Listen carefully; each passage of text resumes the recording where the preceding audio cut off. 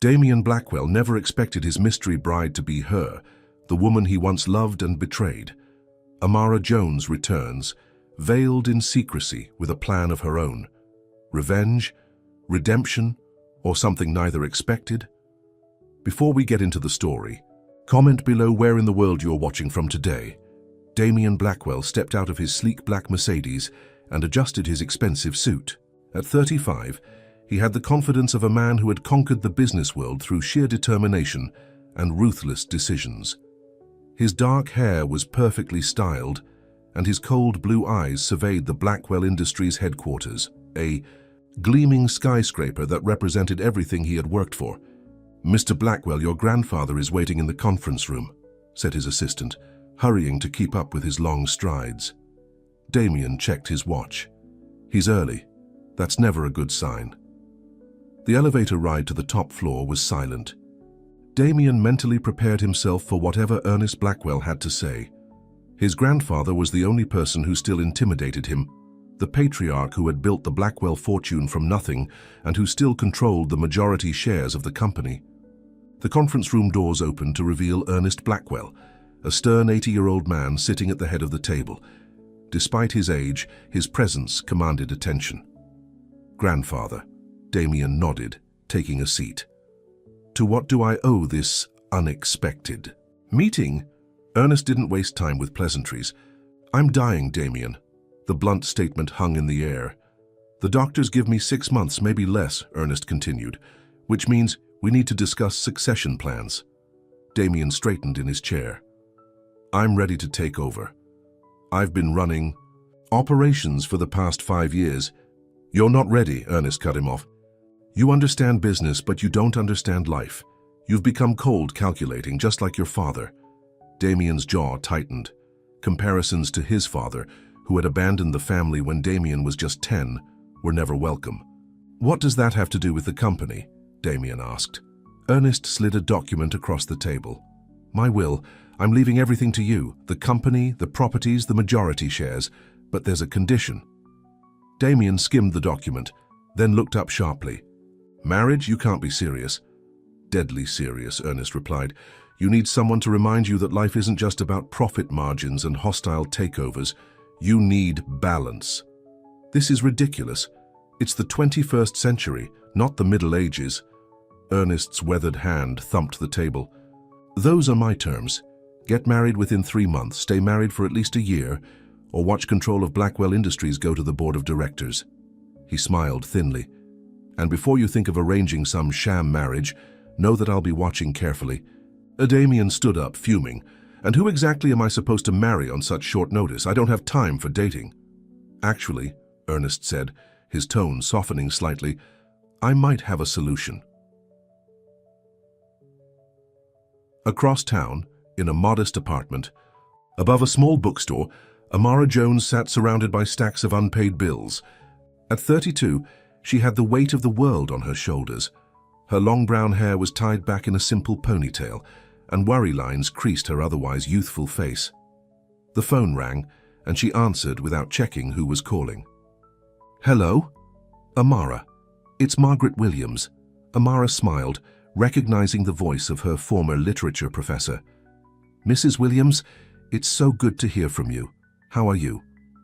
"I'm well, dear, but I'm calling about you. How's your father?" Amara glanced at the closed bedroom door where her father slept. "Not good. The treatments are expensive and—" She trailed off, not wanting to burden her mentor with her problems. "That's actually why I'm calling," Margaret said.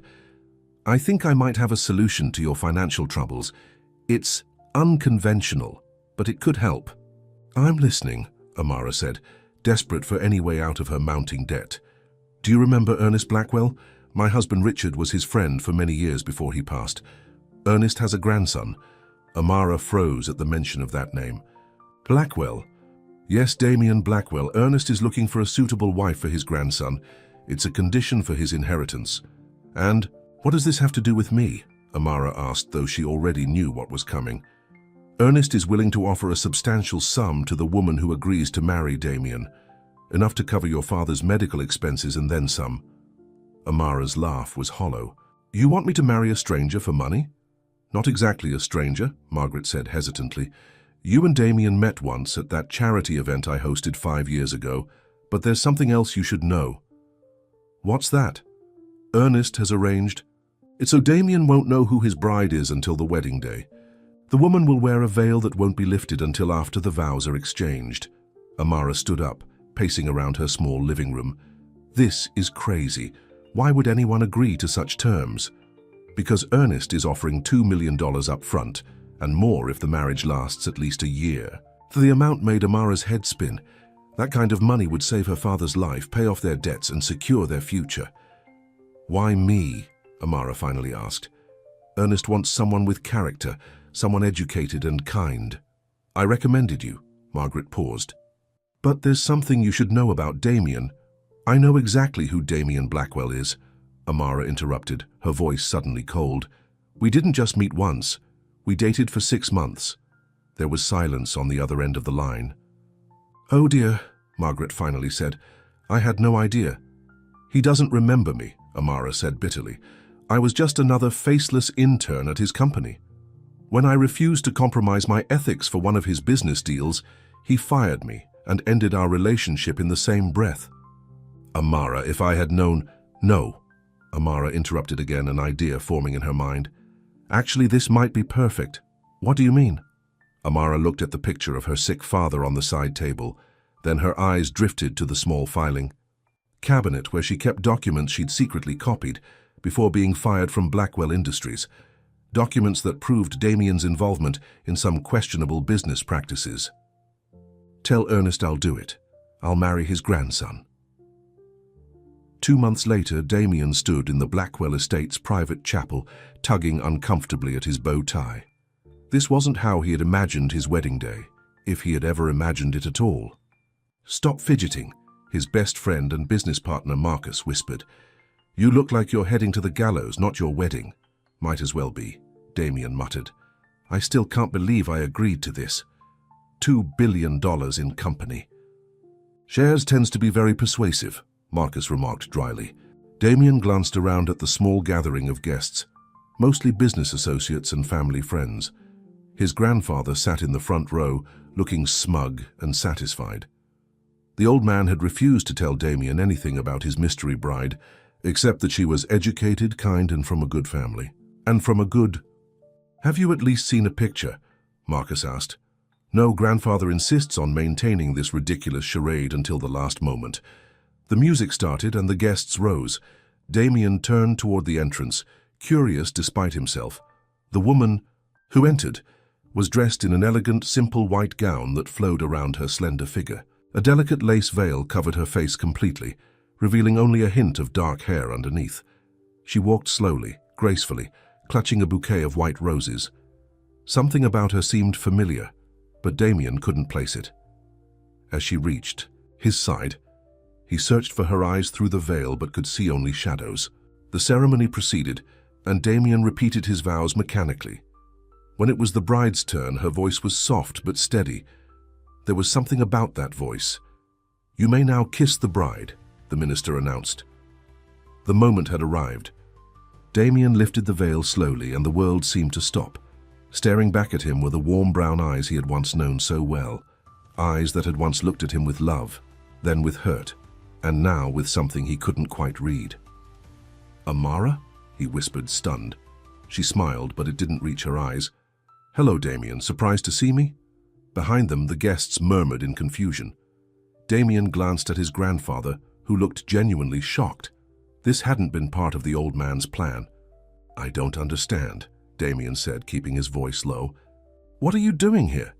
I'm becoming your wife, Amara replied simply. Isn't that what you wanted, a business arrangement? The minister cleared his throat awkwardly. The kiss? Damien leaned forward automatically, and Amara turned her head. Slightly so his lips barely brushed her cheek. As they walked back down the aisle together, Damien whispered, We need to talk. Yes, we do, Amara agreed. But not now. We have guests to entertain, husband. The reception was a blur. Damien moved through it on autopilot, shaking hands, accepting congratulations, all while his mind raced. Amara played her part perfectly, smiling, charming the guests, appearing every bit the happy bride. Only Damien could see the steel behind her smile. When he finally managed to pull her aside into his grandfather's study, his patience had run out. "What kind of game are you playing?" he demanded. Amara's mask of pleasantness dropped. "No game, Damien. Just business." "Isn't that what you taught me? That everything is just business? Why would you agree to this? Is it the money? If you needed help, you could have come to me directly." She laughed, a sound without humor. "Come to you? The man who fired me without a second thought? The man who ended our relationship because I wouldn't help him cheat investors?" Damien ran a hand through his hair in frustration. "That was 5 years ago, Amara. I didn't even know if you were still in the city." "Well, I am, and now I'm your wife." She stepped closer, her expression unreadable. "Our arrangement is simple. We stay married for 1 year as your grandfather stipulated. You get your inheritance, I get the money I was promised. After that, we can go our separate ways." "And what if I refuse? What if I tell my grandfather this was a setup?" Amara smiled coldly. "Then I'll have to share some very interesting documents with the SEC. Documents about certain Blackwell Industries practices that wouldn't hold up well to scrutiny." Damien's eyes narrowed. "You're blackmailing me?" "I prefer to think of it as for insurance." She turned to leave but paused at the door. "Oh, and one more thing. I'll be moving into your penthouse tomorrow, as expected of a loving new wife. Don't worry, I don't expect to share your bed. Just your address and your bank account." With that, she was gone, leaving Damien staring after her, a mixture of anger and admiration coursing through him. The shy, principled woman he had once known had transformed into someone formidable, and despite everything, he found himself intrigued. Outside the study, Ernest Blackwell moved away from the door where he had been listening. A slow smile spread across his face. "Well played, young lady," he murmured to himself. "Well played indeed." The morning after the wedding, Damien woke up on the couch in his study. Empty whiskey glass in hand, he groaned as the events of the previous day came flooding back. Amara Jones, now Amara Blackwell, was his wife. The woman he had once cared for, then dismissed from his life, was now legally bound to him. He checked his watch. 7:30 a.m. Damien was always up early, a habit formed from years of determination to outwork everyone else. He made his way to the kitchen, desperate for coffee, and stopped short. Amara was already there, dressed in jeans and a simple blouse, her hair pulled back. She was making coffee and looked completely at home in his sleek, modern kitchen. "Good morning, husband," she said without looking up. "Sleep well?" "How did you get in?" Damien asked, ignoring her question. "Your grandfather's assistant dropped off a key this morning." She poured coffee into a mug and slid it across the counter to him. "Black, no sugar. You still take it that way, right?" The fact that she remembered such a small detail caught him off guard. "Yes." Damien took the coffee and studied her. In the morning light, with her guard slightly lowered, she looked more like the Amara he remembered, the intelligent, determined woman who had caught his attention 5 years ago when she was just an intern with innovative ideas. "I had my things moved in while you were sleeping," she continued. "Don't worry, I took the guest bedroom at the end of the hall." "Amara," Damien said, setting down his mug, "we need to talk about this situation rationally. There's nothing to discuss. The terms are simple. We stay married for 1 year, you get your inheritance, I get the money your grandfather promised me, and then we divorce. And the documents you mentioned? The ones you're threatening to take to the SEC?" Amara's eyes hardened. "Insurance, in case you decide to back out of our arrangement." "I don't back out of deals," Damien said coldly. "Unlike some people, I honor my commitments. That's rich coming from you." She laughed bitterly.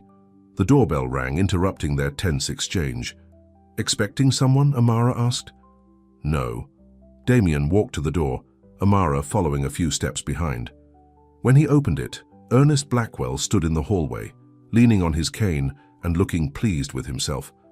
"Grandfather," Damien said, surprise evident in his voice. "What are you doing here?" "Checking on the newlyweds, of course." Ernest stepped inside without waiting for an invitation.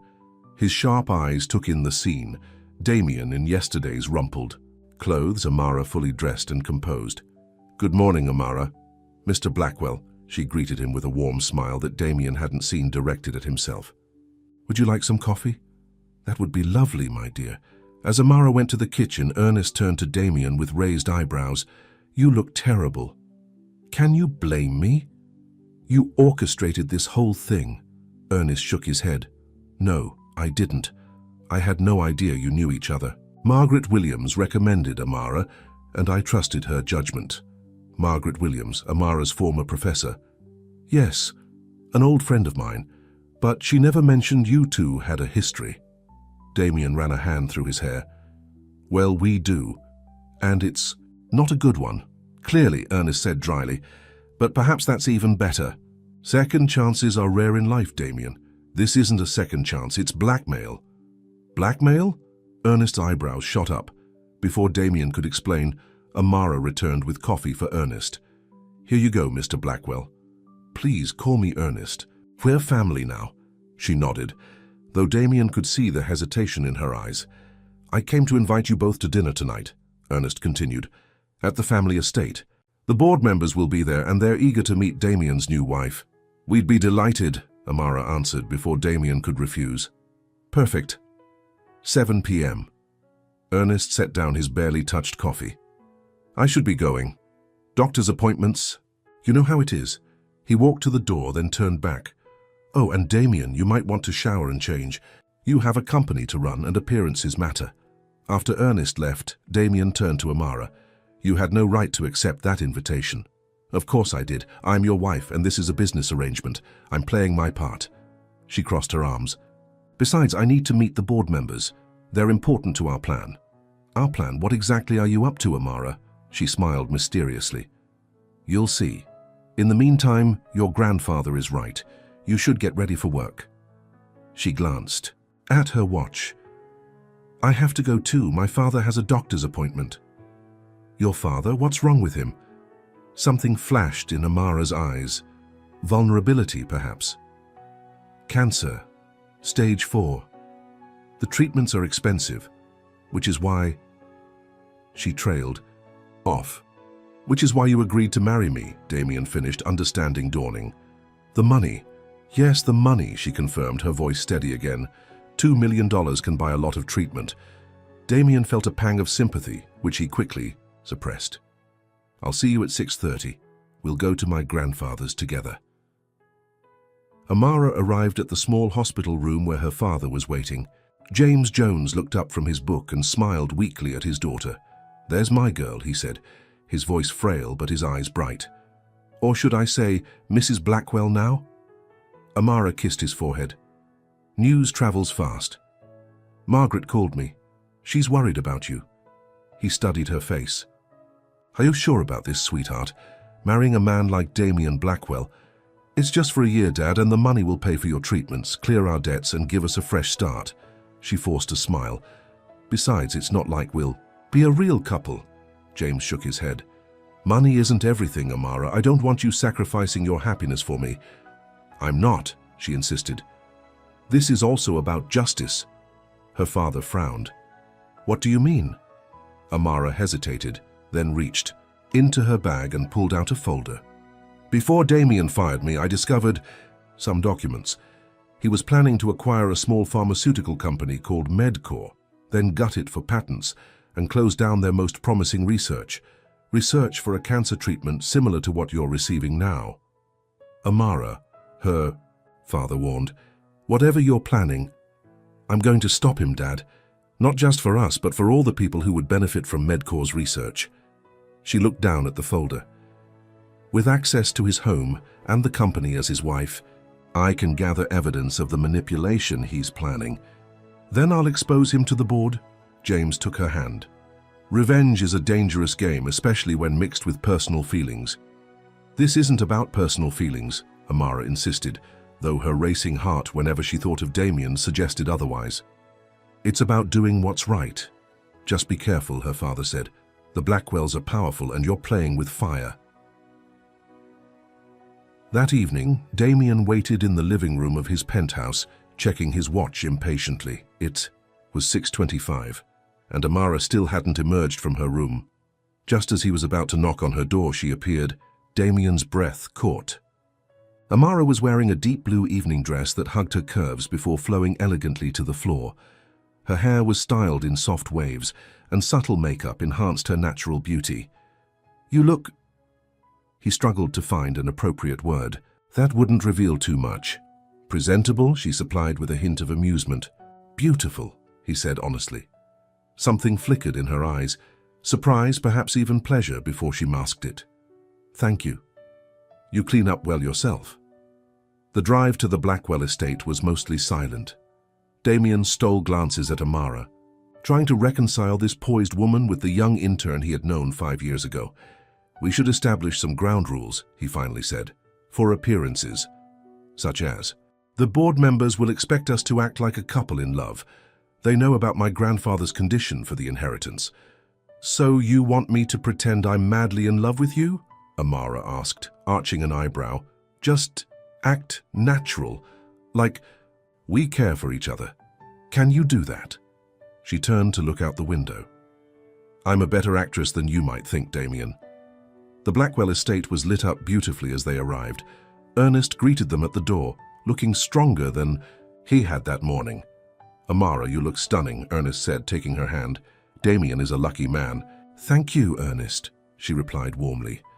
Inside, board members and their spouses mingled in the grand living room. Damien recognized all 12 members. Most were old friends of his grandfather. A few were business associates he had brought in himself. "Let me introduce you," Damien said, placing his hand gently on the small of Amara's back. He felt her tense slightly at his touch before relaxing. They made their way around the room. Amara charmed everyone she met, showing genuine interest in their conversations and asking insightful questions about the company. Damien found himself impressed by how easily she navigated the room full of powerful business figures. "And this is Victor Reeves," Damien said, introducing her to the last board member. "He's our newest addition." Victor, a handsome man in his 40s, kissed Amara's hand. "The pleasure is all mine, Mrs. Blackwell. Damien has been keeping you a secret."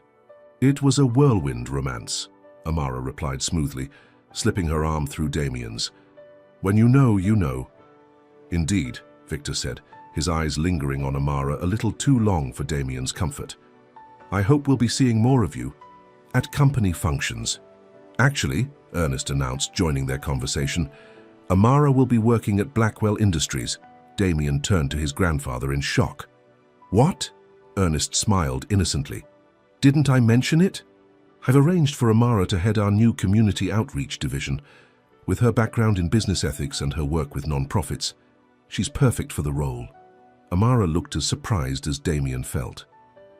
I don't know what to say." "Say yes," Ernest urged. "The position starts next week." Damien pulled his grandfather aside as soon as he could. "What are you doing?" he hissed. "You can't just create a position for her." "I didn't," Ernest replied calmly. "The board approved the new division last month. We need someone like Amara to improve our public image, especially after those pollution allegations." "So this isn't about pushing us together?" Ernest smiled enigmatically. "Everything I do has multiple purposes, my boy. You should know that by now." Dinner was served in the formal dining room. Damien found himself seated next to Amara with Ernest at the head of the table. Throughout the meal, he was conscious of how natural it felt to have her beside him, how easily they fell into a rhythm of shared glances and complimentary comments. During dessert, one of the board members asked how they met. "Actually," Amara said before Damien could speak, "we first met 5 years ago. I was an intern at Blackwell Industries." Damien stared at her. She was skating dangerously close to the truth. "Damien was too busy to notice me back then," she continued, with a small laugh. "But we reconnected recently at a charity function and, well, the rest is history." "Love finds a way," Victor commented, raising his glass. "To the happy couple." Everyone joined in the toast, and Damien found Amara's eyes on him as they drank.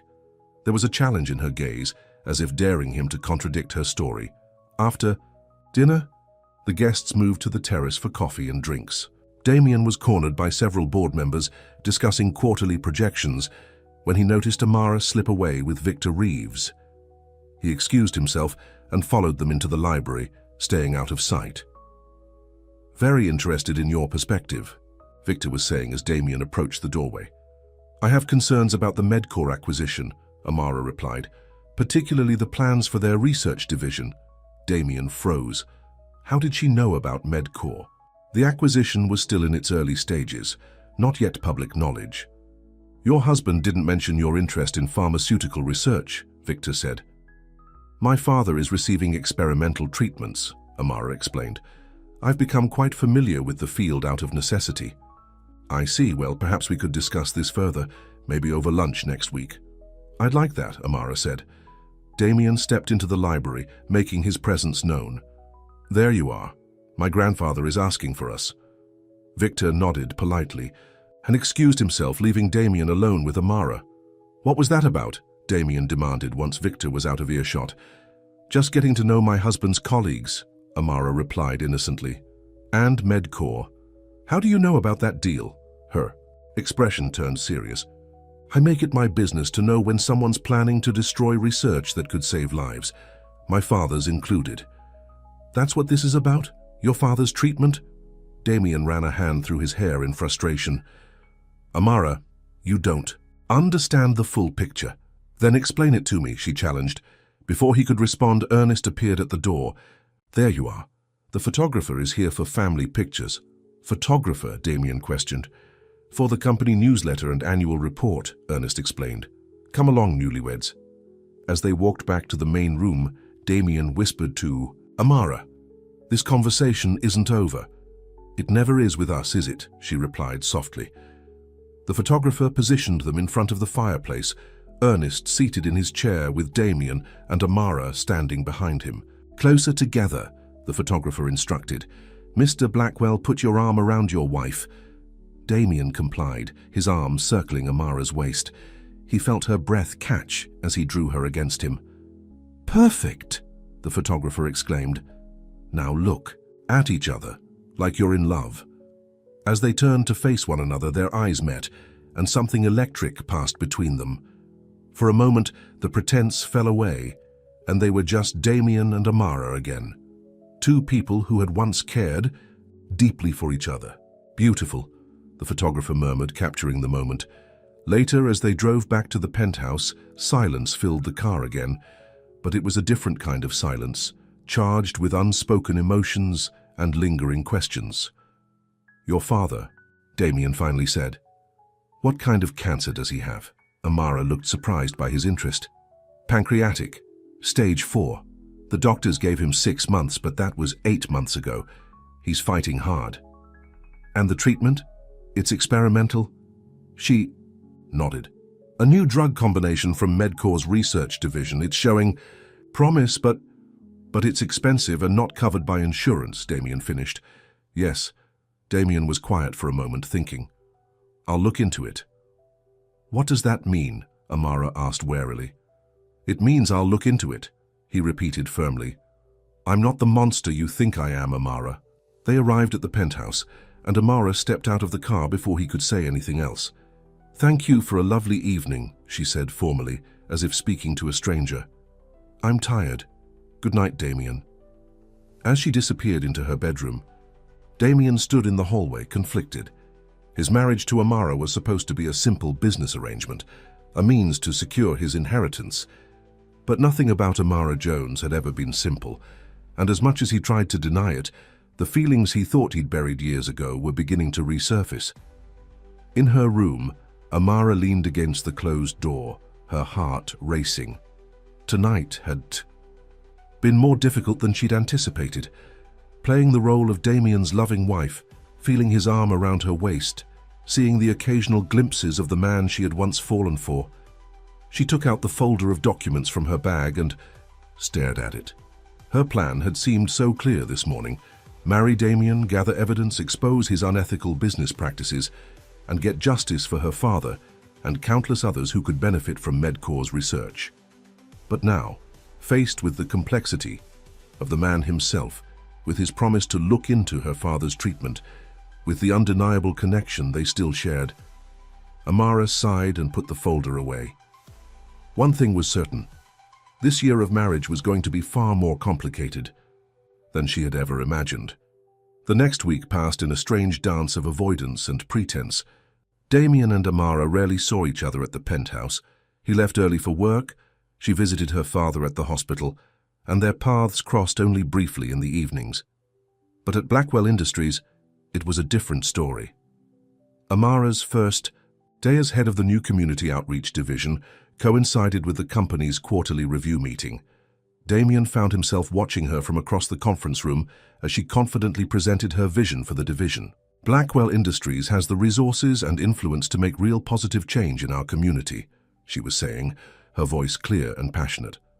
I propose we focus on 3 key areas: education, healthcare, and environmental sustainability. The board members were nodding in approval. Even Victor Reeves, usually skeptical of new initiatives, seemed impressed. We'll start with a scholarship program for underprivileged students interested in business and technology, Amara continued. Long term, we can establish partnerships with local schools to improve their STEM programs. As she spoke, Damien couldn't help but remember the young intern who had once pitched similar ideas to him, ideas he had dismissed as idealistic and impractical. Now, hearing her present them with such conviction and detail, he wondered if he had been wrong. Questions, Amara asked as she concluded her presentation. Ernest was the first to speak. Impressive, Amara. What's your proposed budget for these initiatives? She presented figures that were ambitious but reasonable, showing a clear understanding of the company's financial situation. I believe we can allocate those funds, Ernest said, looking around the table. All in favor? The vote was unanimous. Amara caught Damien's eye across the room, a hint of surprise in her expression at his supporting vote. After the meeting, as executives filed out of the conference room, Damien approached her. Congratulations, he said. That was a strong presentation. Thank you, Amara replied, gathering her papers. I'm surprised you supported it. Why? It's good business. Improving our public image, creating goodwill in the community. It makes financial sense. She studied him for a moment. Is that the only reason? Before Damien could answer, Victor Reeves joined them. Amara, that was excellent. I'm looking forward to our lunch tomorrow to discuss your ideas further. Damien felt an irrational surge of jealousy. Lunch? Yes, Amara said coolly. Victor wants to hear more about my concerns regarding the Medcore acquisition. Damien's jaw tightened. I see. Well, don't let me keep you from your plans. As he walked away, he heard Victor ask, Amara, is everything all right between you two? Newlywed disagreements already? Nothing serious, Amara's voice replied, just adjusting to married life. That evening, Damien arrived home to find the penthouse empty. A note from Amara on the kitchen counter explained she was at the hospital with her father and would be late. He loosened his tie and poured himself a scotch, then noticed a folder on the coffee table. Curiosity got the better of him, and he flipped it open. Inside were medical records for James Jones, Amara's father. Treatment summaries, hospital bills, and doctor's reports detailed his battle with pancreatic cancer. The bills were staggering, over $500,000 already, with more treatments needed. Buried among the medical papers was a photo of Amara and her father, taken perhaps a year earlier. They were laughing together in a garden, both looking carefree and happy. Before the cancer diagnosis, Damien guessed, he picked up his phone and called Marcus. I need everything you can find on Medcore Pharmaceuticals, he said, without preamble, particularly their cancer research division.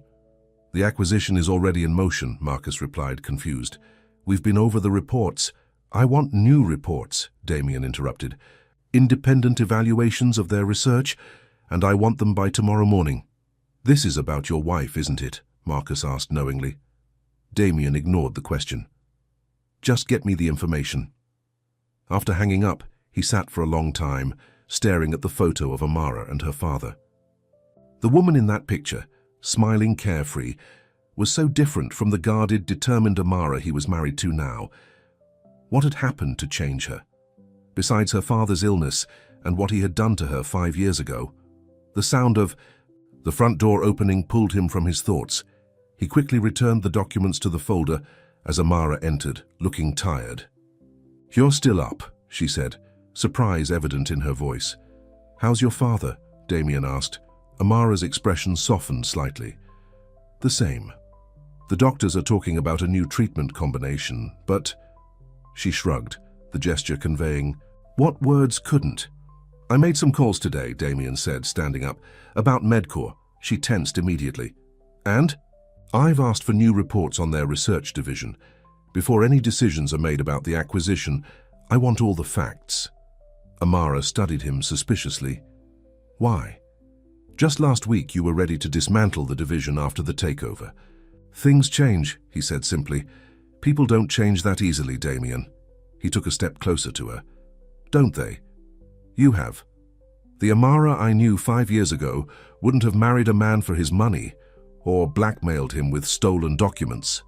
Her eyes flashed with anger, and you pushed her to it. The Damien I knew then wasn't so ruthless that he'd sacrifice life-saving research for profit margins.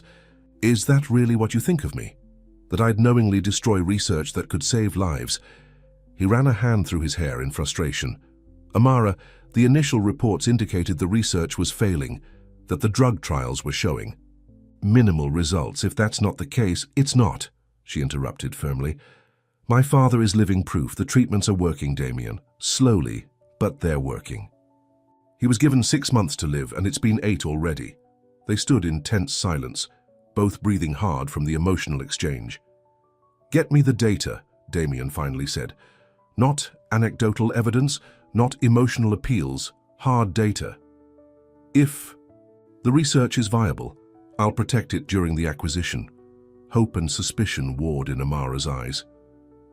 "Just like that?" "Just like that." He hesitated, then added more softly, "Contrary to what you believe, I'm not a monster, Amara."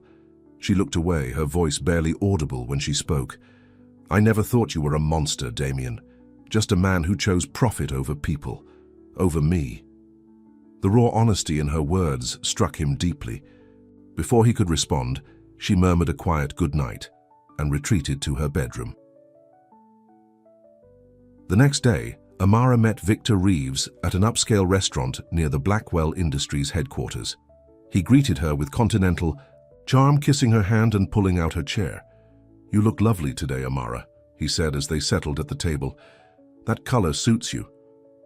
"Thank you, Victor." She smiled politely, keeping her focus on the purpose of their meeting. "I appreciate you taking the time to discuss Medcore." "Of course, though I must admit, I'm curious about your interest in the acquisition." He studied her over his menu. "Is it purely because of your father's treatment?" Amara was careful with her answer. "Partly, but I also believe in the ethical responsibility of companies like Blackwell Industries. Medcore's research could help thousands of patients." Victor nodded thoughtfully. "I agree. In fact, I've had concerns about Damien's approach to this acquisition from the beginning." This surprised Amara. "You have?" "Damien is brilliant at business, but sometimes he focuses too much on the bottom line." Victor leaned forward. "Between us, I think Ernest's health concerns have made Damien even more aggressive in his business strategies. He's desperate to prove himself worthy of the inheritance." Amara absorbed this information, wondering if it was true. Had Damien's behavior been influenced by pressure from his grandfather? "The board has the power to overrule Damien on the Medcore decision," Victor continued. "But we would need compelling evidence that the research is worth preserving." "I can get that evidence," Amara said quickly. "Medical records, trial results, patient outcomes." Victor raised an eyebrow. "That would be extremely helpful. If you could provide that documentation, I could present it to the board members I trust." "When do you need it by?" "The acquisition committee meets next week. Before then would be ideal." He reached across the table and patted her hand. "Damien is lucky to have someone like you in his life, Amara. Someone with principles." Throughout lunch, Victor continued to be charming and supportive, expressing his admiration for her community outreach plans and offering to help navigate the corporate politics at Blackwell Industries. As they were finishing their coffee, Victor's phone buzzed. He glanced at it and frowned. "Is something wrong?" Amara asked. Just a message from Damien. Apparently he's requesting a delay on the Medcore acquisition decision.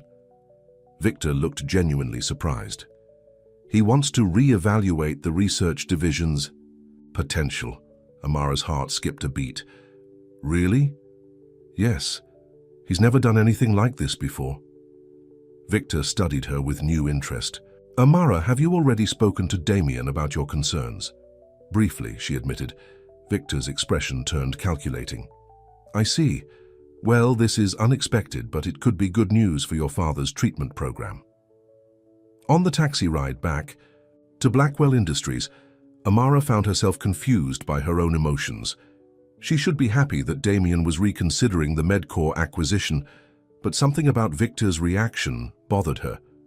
He had seemed almost disappointed by the news, and more importantly, Damien had actually listened to her. He had taken action based on her concerns. It was unexpected and touching. That evening, Damien arrived home later than usual to find Amara in the kitchen cooking. The domestic scene caught him off guard. The smell of garlic and herbs filling the air, soft music playing. In the background, Amara with her hair down and an apron tied around her waist. You cook? He asked, setting his briefcase down. She looked up, a hint of a smile on her lips. Surprised? A little. He moved closer, peering over her shoulder at the simmering pots. It smells good. It's nothing fancy, just pasta with my father's marinara recipe. She stirred the sauce thoughtfully. He always said food was the best medicine. How is he today? Better, actually. His doctor was encouraged by the latest test results. She hesitated, then added, Thank you, by the way, for delaying the Medcore decision. Damien leaned against the counter. Victor told you. Yes, at lunch. She turned to face him fully. Why did you do it? Because you asked me to, he answered simply. Then, seeing her skeptical expression, he sighed, and because Marcus found some discrepancies in the original research evaluations, it seems someone deliberately downplayed the success rates of the trials. Amara's eyes widened. Who would do that? We're investigating, but it means you were right. The research is more promising than we were led to believe. She was quiet for a moment, absorbing this information. So you'll protect the research division during the acquisition. If the new reports confirm what we suspect, yes, it would be both ethically and financially irresponsible to shut down a promising cancer treatment program. Relief washed over Amara's face, followed by confusion. I don't understand. If you're willing to protect the research now, why were you planning to shut it down before? Because I was given misleading information, Damien explained. I'm not in the habit of examining every detail personally. I rely on reports from people I trust. His expression hardened. Someone betrayed that trust.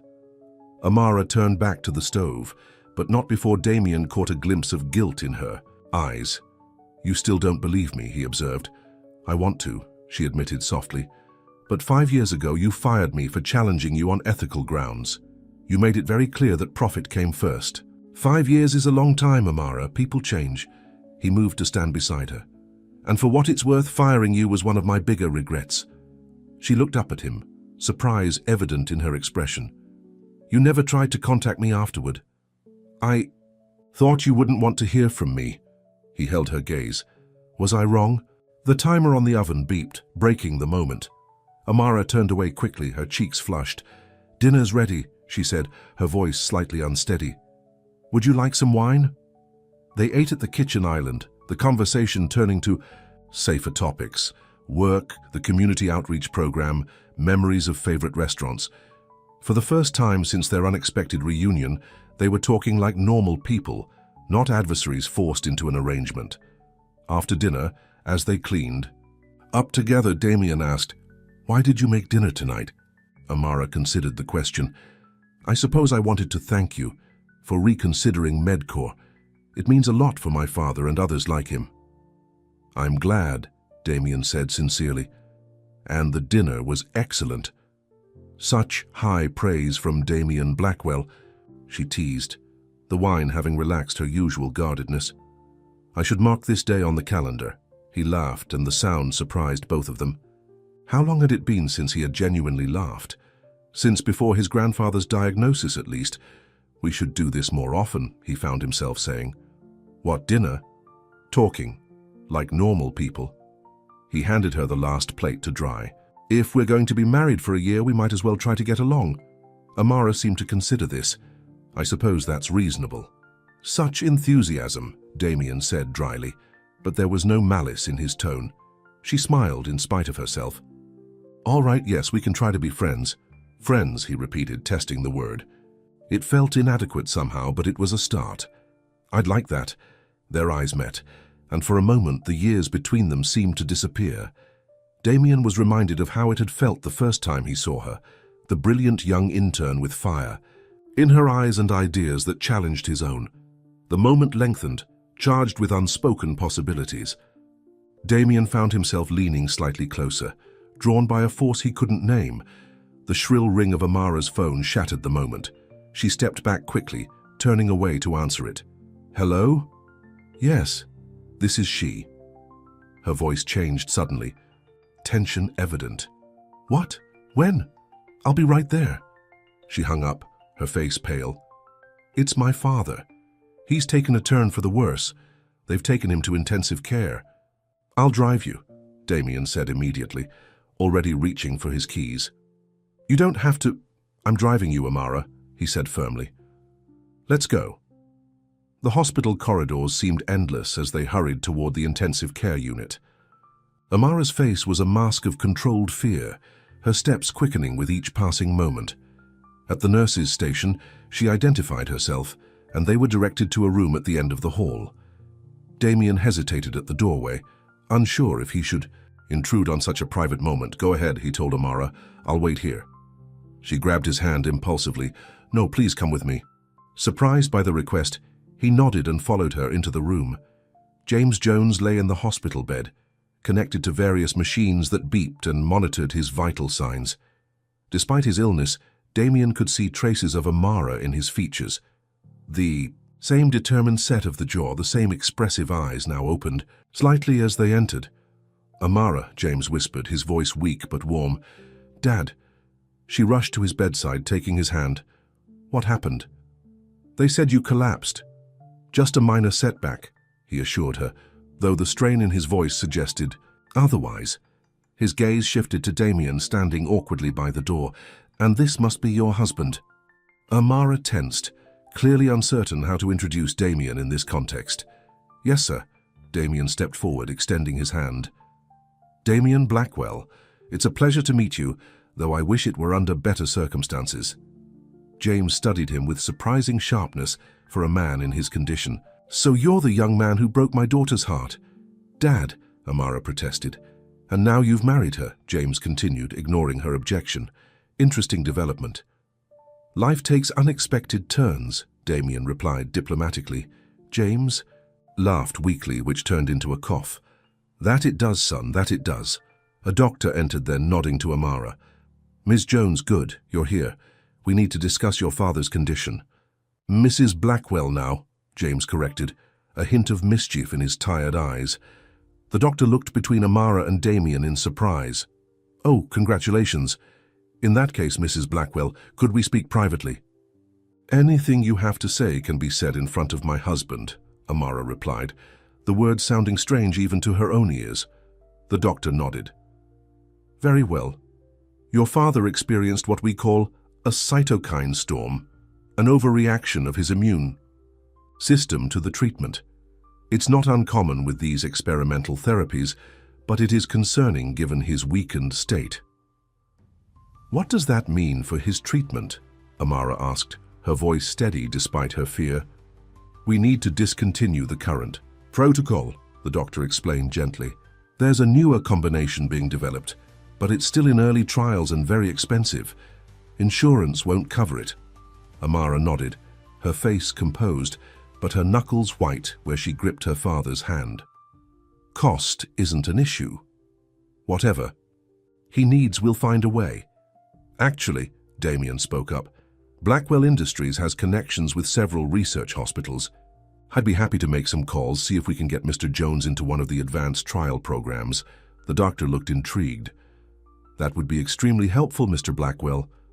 Consider it done, Damien said with the confidence of a man used to making things happen. After the doctor left, James looked at Damien with newfound respect. That's quite an offer.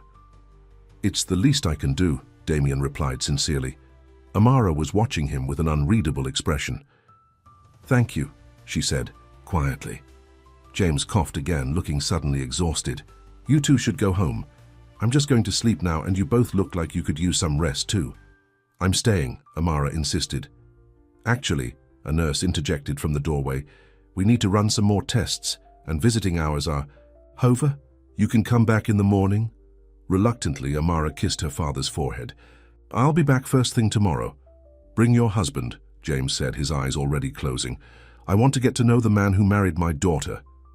In the car, Amara was quiet, staring out the window at the city lights. Damien glanced at her, concerned by her silence. He's going to be all right, he said, trying to sound reassuring. I'll make those calls tonight, the best doctors, the most advanced treatments, whatever he needs. Why are you doing this? Amara asked suddenly, turning to face him. Is it just to ensure I keep my end of our bargain? To make sure I don't go public with those documents? The accusation stung. No, I'm doing it because it's the right thing to do. And because... He hesitated, unsure how to express what he was feeling. Because I care about what happens to you, Amara. I always have. She looked away, but not before he saw the tears she was fighting to hold back. I thought I knew what I was doing, she whispered. Marrying you for money, planning to expose your business practices. It seemed so clear. But now... Now? He prompted gently when she didn't continue. Now everything is confused. You're not who I thought you were, or maybe you've changed. Or maybe I never really knew you at all. She wiped away a tear that had escaped despite her efforts. And I'm not sure I know myself anymore, either. Damien reached across the console and took her hand. To his surprise, she didn't pull away. Maybe we could try to figure it out together, he suggested quietly. Get to know each other again. For real this time, not as boss and employee, not as adversaries in a business arrangement, but as to friends. Amara looked down at their joined hands. Friends, she repeated, the same way he had earlier that evening. I'd like to try that. As they drove through the night, hands still linked, Damien felt something shift between them, a tentative truce in a war neither of them had really wanted to fight. But in the shadows of Blackwell Industries, someone else was watching their growing connection with calculating eyes. Someone who had deliberately suppressed the MedCorps research reports. Someone who stood to gain a great deal if Damien and Amara's marriage failed, and that someone was already planning their next move. 2 weeks after James Jones's health crisis, things had settled into a new rhythm. Thanks to Damien's connections, Amara's father had been accepted into an advanced treatment program at a prestigious research hospital. His condition had stabilized, and there was cautious optimism among his medical team. At home, the atmosphere between Damien and Amara had changed. The cold politeness had given way to something warmer, not quite the passion they had once shared, but a comfortable companionship neither had expected.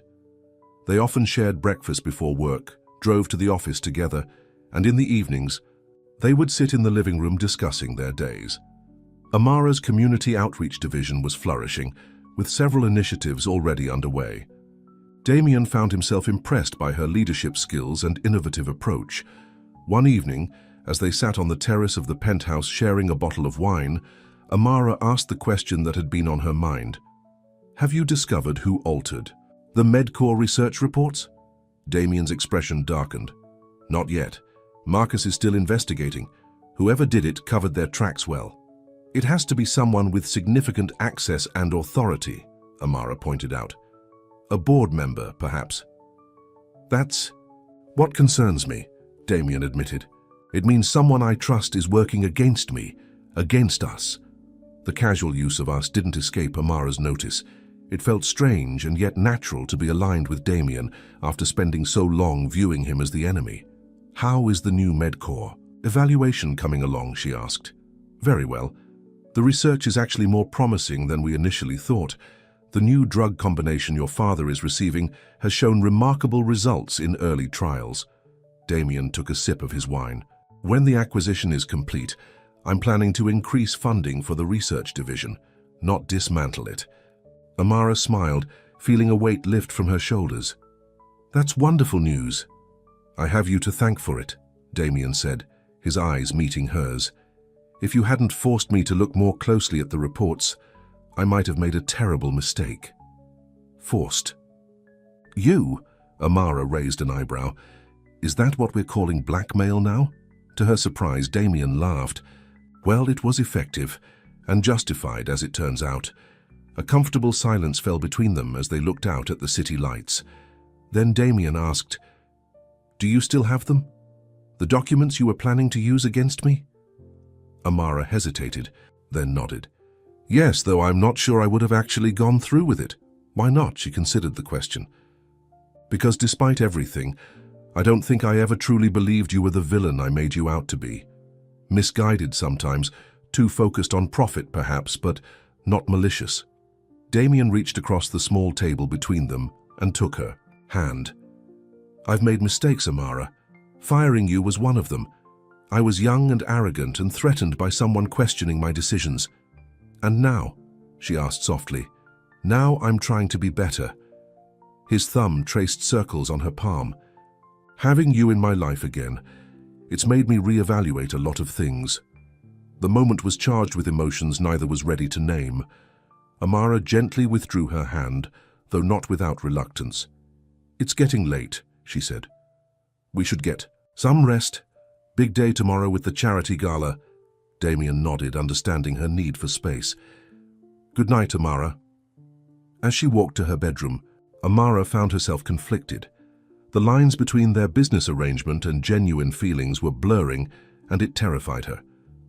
What had started as a marriage of convenience was becoming something else entirely, something she hadn't planned for and wasn't sure she was ready to face. Society, the Blackwell Annual Charity Gala, was the social event of the season. Held in the grand ballroom of the city's most exclusive hotel, it brought together the elite of the business world for a night of philanthropy and networking. Damien adjusted his bow tie as he waited for Amara in the living room. When she emerged from her bedroom, he felt his breath catch. She was wearing a flowing emerald gown that hugged her curves before cascading to the floor, her hair styled in elegant waves, diamonds sparkling at her throat and ears. You look, he started, struggling to find adequate words. Presentable? She teased, echoing their earlier exchange. Breathtaking, he corrected, his voice sincere. A soft blush colored her cheeks. Thank you. You're quite handsome yourself. The drive to the hotel was filled with comfortable conversation about the gala and the charities it supported. As they pulled up to the entrance, Damien turned to Amara. There will be press inside, he warned. They'll expect us to act like a couple in love. She nodded. I remember how to play my part. That's not, he began, then stopped. Never mind, let's go. Cameras flashed as they walked the red carpet, Damien's hand resting lightly on the small of Amara's back. They smiled for photographers, posed for society columnists, and answered brief questions about their whirlwind romance. Inside, the ballroom was transformed into a winter wonderland theme, with crystal decorations and white flowers everywhere. Ernest Blackwell was already there, holding court among a group of admirers despite his frail health.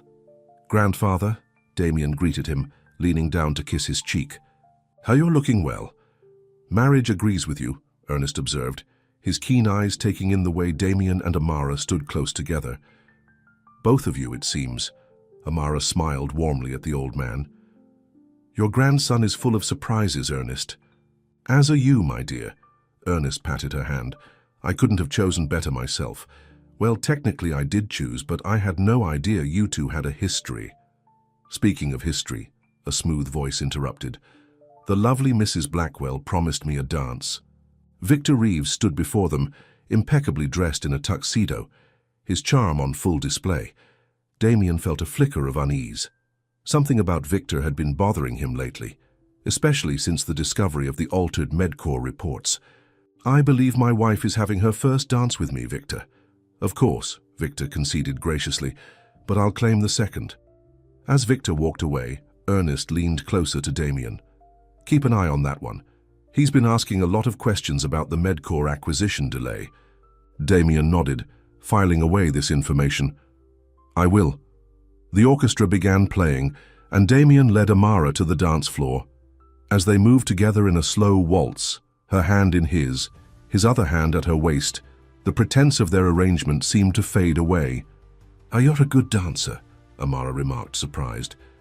My grandmother insisted on lessons, said no Blackwell man should step on a lady's toes at a gala.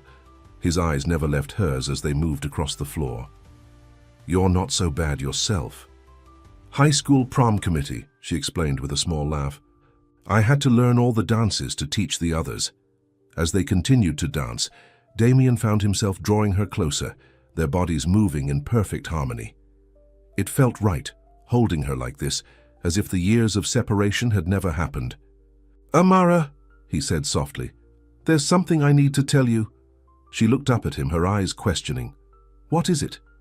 But before he could continue, the music ended, and Victor appeared at their side. My dance, I believe, he said, extending his hand to Amara. With a reluctant glance at Damien, Amara allowed Victor to lead her back onto the dance floor for the next song.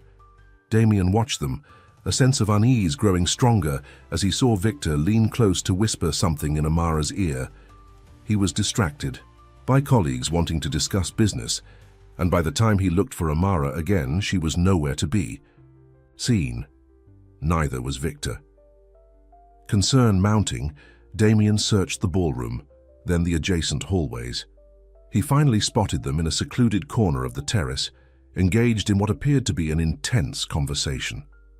Amara's posture was rigid, her face troubled.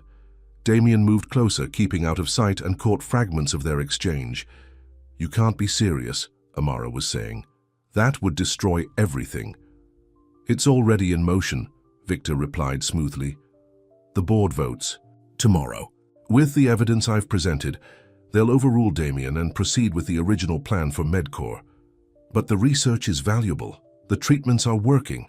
Victor's laugh was cold. Did you really think this was about the research? It's about control, Amara. Control of Blackwell Industries. Damien had heard enough. He stepped forward, making his presence known. Is that so, Victor? Both Amara and Victor turned in surprise. Damien? Victor recovered quickly, his face a mask of innocence. Amara and I were just discussing the Medcore situation. I heard, Damien said coldly. You've presented evidence to the board behind my back. What evidence exactly? Victor's eyes narrowed. Financial projections showing the research division is a money pit.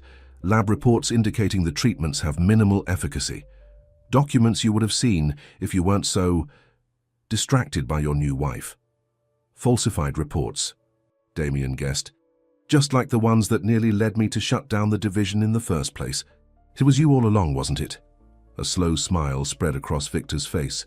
You can't prove anything, and by this time tomorrow, it won't matter. The board will vote to proceed with the acquisition as originally planned. The research division will be dismantled, and your grandfather will see that you've lost control of the company. Why? Amara demanded. What do you gain from this? Everything, Victor replied simply. Ernest's health is failing rapidly. When he sees that Damien can't manage the company effectively, he'll reconsider the terms of his will. And who better to take over than his trusted advisor? Damien's anger was cold and focused. You won't get away with this. I already have. Victor straightened his cuffs. Now if you'll excuse me, I have more networking to do before the big vote tomorrow. As Victor walked away, Damien turned to Amara. Did you know about this? Of course not, she exclaimed, hurt evident in her voice.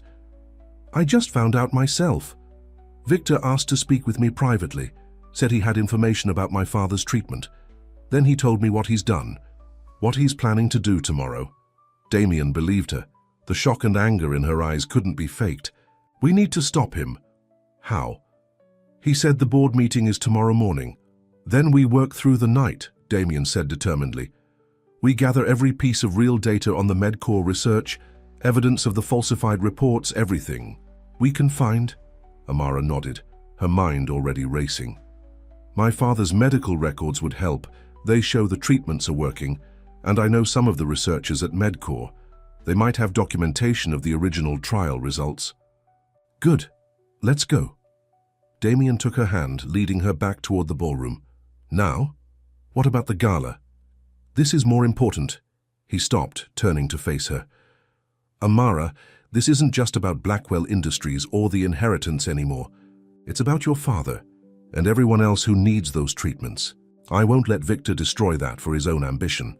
The intensity in his eyes took her breath away. This was the Damien she had fallen for years ago. Passionate, determined, principled. We could lose everything, she warned. If Victor convinces the board, then we lose everything, Damien said simply. But we'll do it fighting for what's right.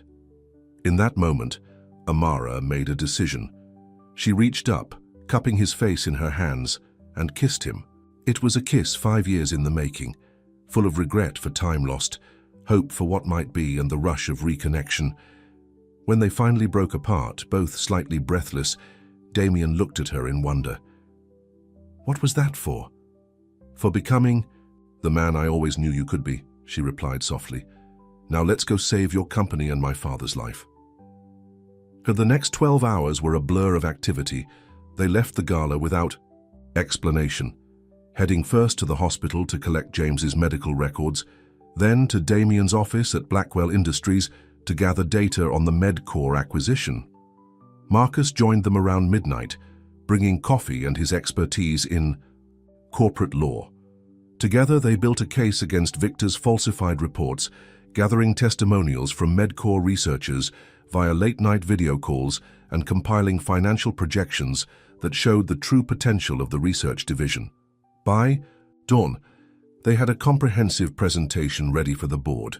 As the first light of day filtered through the office windows, Damien looked at Amara, who was reviewing documents with fierce concentration despite her evening gown and the exhaustion evident in her face.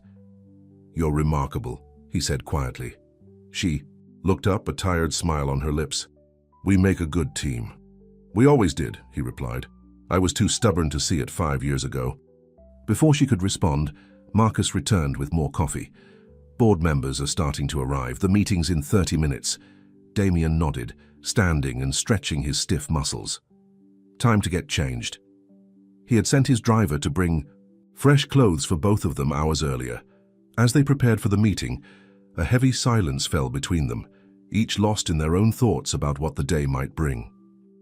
"Whatever happens," Damien finally said as they walked toward the boardroom, "I want you to know something." Amara stopped, turning to face him. "What?" "This marriage may have started as an arrangement, but it's become much more than that for me." He took her hands in his. "I lost you once through my own arrogance and ambition. I don't want to lose you again." Emotion welled in Amara's eyes. "Damien, you don't have to say anything now," he interrupted gently. "Let's get through this first. But whatever the outcome, I want a chance, a real chance with you." She squeezed his hands, unable to find words for the tumult of feelings inside her. Instead, she simply nodded, a silent promise to try. The boardroom was tense as they entered. All 12 board members were present, along with Ernest Blackwell, who looked grave, and Victor Reeves, who seemed smugly confident until he saw Damien and Amara enter together, composed and determined. "What is the meaning of this?" Victor demanded as Damien began distributing folders to each board member. "The agenda for today's meeting has changed," Damien interrupted firmly. "Before any vote on the MedCore acquisition, there's evidence the board needs to review." Ernest Blackwell raised an eyebrow. "What evidence, grandson?" "Evidence of deliberate falsification of research reports," Damien stated clearly. "Evidence that the MedCore cancer treatments are not only effective, but potentially groundbreaking. And evidence that someone on this board has been working against the best interests of Blackwell Industries for personal gain." All eyes turned to Victor, who maintained his composure. "These are serious accusations, Damien. Perhaps your personal involvement has clouded your judgment." "See for yourselves," Damien replied, gesturing to the folders. "Everything is documented. The original research reports, testimony from MedCore scientists, medical records showing the efficacy of the treatments, and proof that the reports presented to this board were deliberately altered." For the next hour, Damien and Amara presented their case methodically, leaving no room for doubt. Amara spoke passionately about her father's treatment and the potential to help thousands of other patients. Damien outlined the financial benefits of expanding rather than dismantling the research division.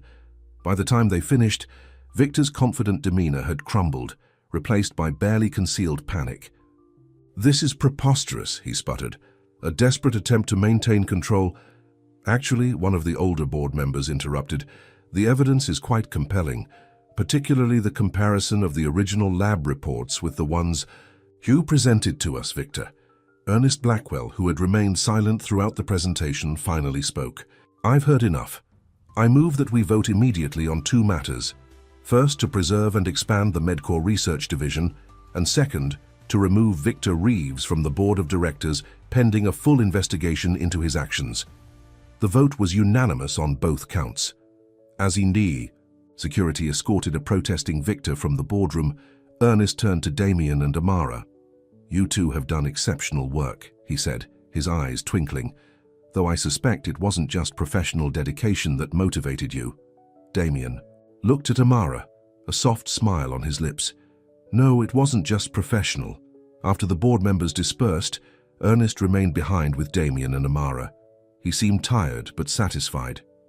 "You know," the old man said thoughtfully, "when I made marriage a condition of your inheritance, this isn't exactly what I had in mind, but I couldn't have hoped for a better outcome." "You mean exposing a conspiracy within the company?"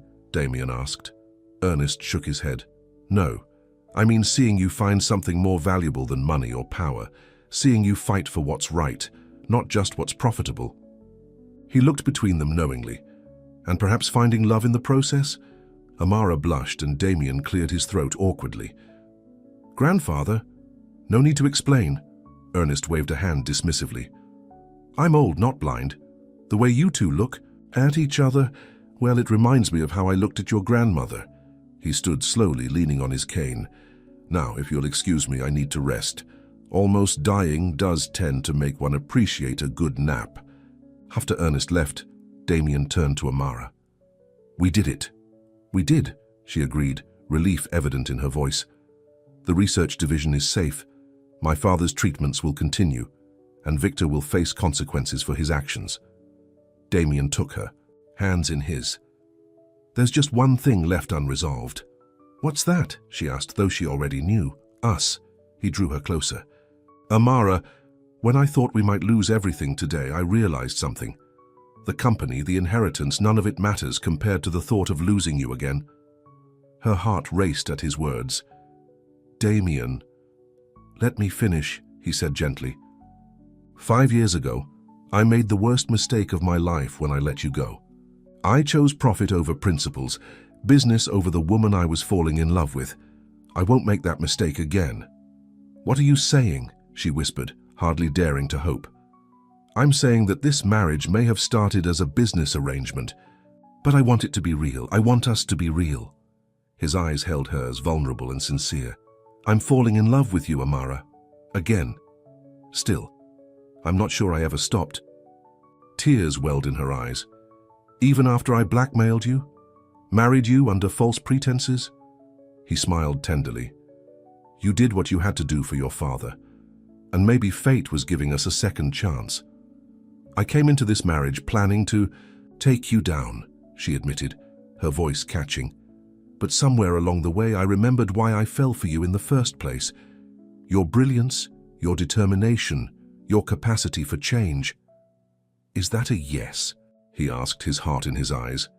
Instead of answering with words, Amara wrapped her arms around his neck and kissed him, a real kiss, full of promise and new beginnings. When they finally broke apart, Damien rested his forehead against hers. "I'll take that as a yes." 6 months later, the garden of the Blackwell estate was in full bloom as family and friends gathered for the renewal of Damien and Amara's vows. Unlike their first wedding, this ceremony was a true celebration of love. Not a business arrangement, not a manipulation, but a choice made with open eyes and full hearts. James Jones, now in remission thanks to the Medcore treatments, proudly walked his daughter down the aisle. Ernest Blackwell, whose health had stabilized with new treatments of his own, beamed from his seat of honor in the front row. As Amara approached in a simple white gown, no veil this time, her face radiant and visible to all, Damien felt his heart swell with gratitude for their unexpected journey.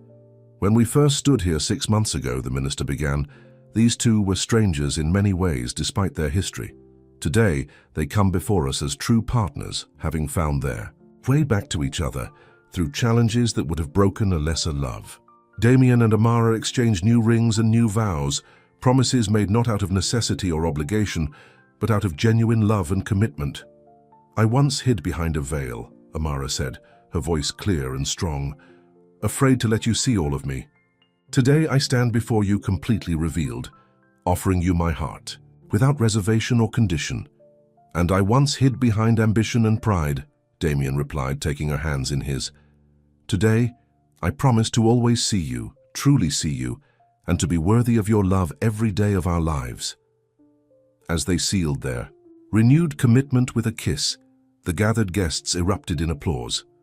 Ernest wiped a tear from his eye, and James Jones nodded in satisfaction. At the reception, as they shared their first dance as a truly married couple, Damien held Amara close, marveling at the journey that had brought them to this moment. "Happy?" he asked softly. "Beyond words," she replied, her eyes shining with love. "Who would have thought that marriage to a millionaire would turn out like this?" "Billionaire," he corrected with a teasing smile. "And I'm the lucky one. I got a second chance with the love of my life." As they moved across the dance floor, surrounded by friends and family, Amara reflected on the strange twist of fate that had reunited them.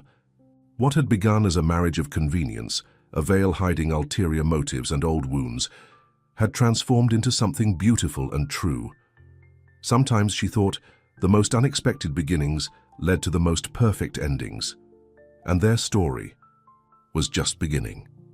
In the crowd, Ernest Blackwell watched the couple with satisfaction. His plan had worked better than he could have imagined.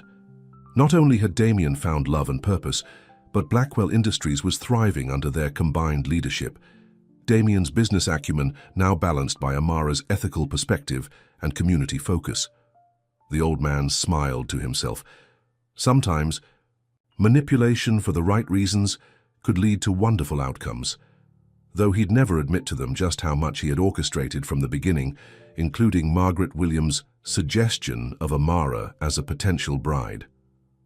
Some secrets, after all, were best kept behind the veil. The end